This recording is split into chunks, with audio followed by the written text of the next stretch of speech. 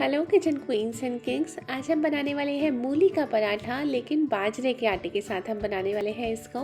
तो टेस्ट जो होगा बिल्कुल अलग होगा नॉर्मल मूली के या गेहूं के मूली वाले पराठे से। और आज मैं एक स्पेशल ट्रिक लेकर आई हूँ इसको बनाने की, जिससे कि हमारा ये पराठा बिल्कुल भी टूटेगा या फटेगा नहीं। तो चलिए बनाना शुरू करते हैं।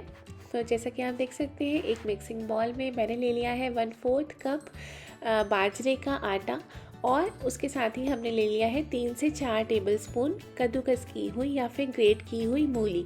मूली को हमने निचोड़ा नहीं है, यानी कि जैसे नॉर्मली हम मूली के पराठे बनाते हैं तो उसके लिए हम मूली में से एक्स्ट्रा पानी को स्क्वीज़ कर देते हैं, स्क्वीज़ आउट कर देते हैं, यानी कि निचोड़ करके अलग कर देते हैं।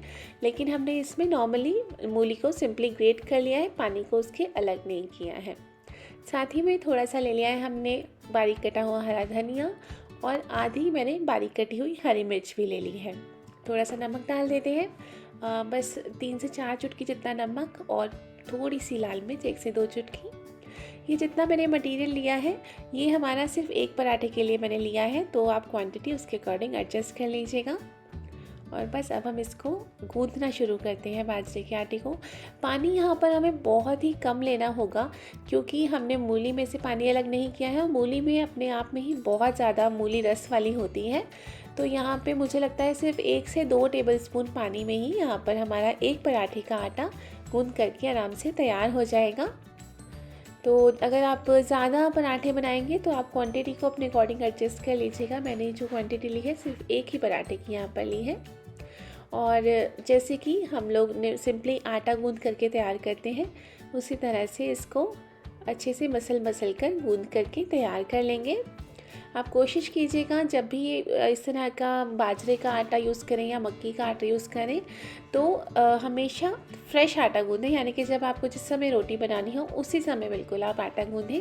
ये वाला आटा अगर आप रख देंगे बाजरे का आटा गूंद करके तो थोड़ी देर में क्या होगा, ये बहुत ड्राई हो जाएगा। तो इसीलिए उसकी रोटी जो है जब हम बेलेंगे तो अच्छे से बेलेगी नहीं। तो जब भी आपको रोटी बनानी हो साथ साथ ही इसका आटा गूंद करके तैयार करें। तो आप देख सकते हैं यहाँ पर भी हमारा ये सॉफ्ट सी आटे की पेड़ी जो है बन करके तैयार हो गई है। तो थोड़ी बड़ी सी हमने पेड़ी बनाई है, क्योंकि थोड़ा सा मोटा बेलता है ये वाला पराठा, बहुत ज़्यादा पतला नहीं बेलते हैं हम इसको, तो इसलिए थोड़ी सी बड़ी लोई बनाएंगे। तो चलिए अब फटाफट से पराठा बनाना शुरू करते हैं, बेलना स्टार्ट करते हैं। और जो मैं स्पेशल ट्रिक लेकर आई हूँ जिससे कि हमारा पराठा बिल्कुल भी नहीं फटेगा या टूटेगा, वो है कि हम आज इस पराठे को बेलने के लिए पॉली शीट का या फिर इस तरह की पॉलीथीन का यूज़ करने वाले हैं। तो कोई भी पॉलीथीन आप ले लीजिए जिसमें कपड़े पैक होकर आते हैं या फिर जिसमें ग्रॉसरी का सामान आता है। तो इस तरह से इसको मैंने एक बड़े रेक्टेंगल पीस में काट लिया है, और इसको हम अंदर की तरफ से अच्छे से किचन टॉवल से साफ़ कर लिया है मैंने। और अब हमें इसको ग्रीस करना है। इस शीट के ऊपर हम लोग रोटी को या पराठे को बेलेंगे, तो जो है हमारी रोटी या पराठा टूटेगा नहीं। पर उसके लिए हमें इसको अच्छे से ग्रीस करना होगा, जिससे कि पराठा इस पर से अच्छे से निकल जाए। तो इस तरह लगभग आधा चम्मच घी आप लगा करके अच्छे से अपनी उंगलियों से या ब्रश से फैला दीजिए। दूसरी तरफ को, पॉलीशीट की दूसरी तरफ को इसके ऊपर इस तरह से प्रेस कर लेते हैं, जिससे कि दोनों तरफ से अच्छे से हमारी ये पॉलीशीट ग्रीस हो जाएगी। अब जो हमने लोई बनाई है हम उसको पॉलीशीट पर रखते हैं। थोड़ा सा इस तरह से ऊपर भी मैं इसके घी लगा रही हूँ। आप घी या ऑयल कुछ भी यहाँ पर यूज़ कर सकते हैं इसको बनाने के लिए। पर हाँ, जब पराठे गर्मा गर्म घी में सिकते हैं तो उसकी खुशबू भी अलग ही आती है, और खाने में तो मज़ा आता ही है। तो वैसे आपकी चॉइस है, आप चाहें तो किसी भी ऑयल में इसको कुक कर सकते हैं। और अब ऊपर से इस तरह से मैंने रैप कर दिया है दूसरी तरफ से, जो दूसरी तरफ की पॉलीशीट थी, और इस तरह हथेलियों से प्रेस करते करते हम इसको बड़ा कर देंगे, रोटी की शेप में, गोल शेप में बड़ा कर देंगे। अब यहाँ पर आप चाहें तो बेलन का भी यूज़ कर सकते हैं रोटी को, मतलब ऊपर से इसके बेलन फेर दीजिए जैसे सिंपली हम रोटी बेलते हैं। तो यहाँ पर अगर आप उंगलियों से ना करना चाहें तो बेलन से भी रोटी बेल जाएगी। और इस रोटी को बहुत ज़्यादा पतला नहीं करेंगे, जैसे हम गेहूं की रोटी बनाते हैं बहुत पतली पतली बेल लेते हैं। तो इसको हम थोड़ा सा मोटा रखेंगे इस पराठे को, क्योंकि बाजरे का आटा अगर बहुत पतला आप बेल देंगे तो वो बहुत सूखा सूखा लगेगा और खाने में मज़ा नहीं आएगा।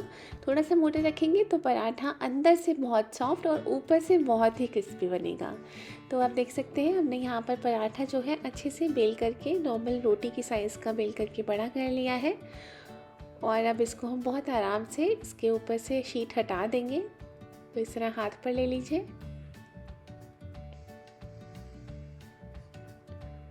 और आप देख सकते हैं बहुत ही आराम से हमारा ये पराठा बन करके तैयार हो गया है बेल करके। तवा मैंने पहले से गरम करके रखा था।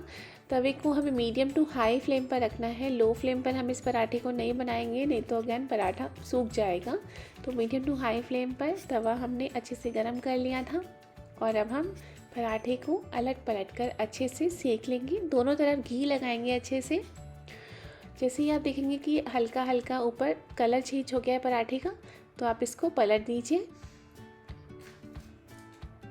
और अब दोनों तरफ से अच्छे से घी लगाकर सेक लीजिए।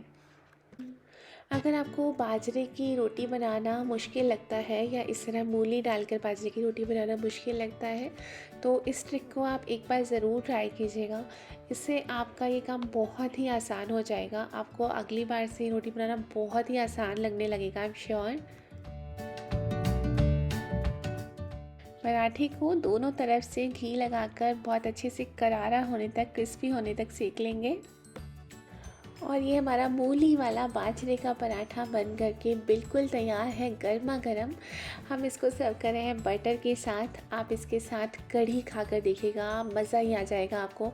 या आप इसको साग के साथ भी खा सकते हैं, या सिंपली कढ़ी साग नहीं भी है तो इस तरह बटर के साथ एंजॉय कीजिए या चटनी के साथ एंजॉय कीजिए।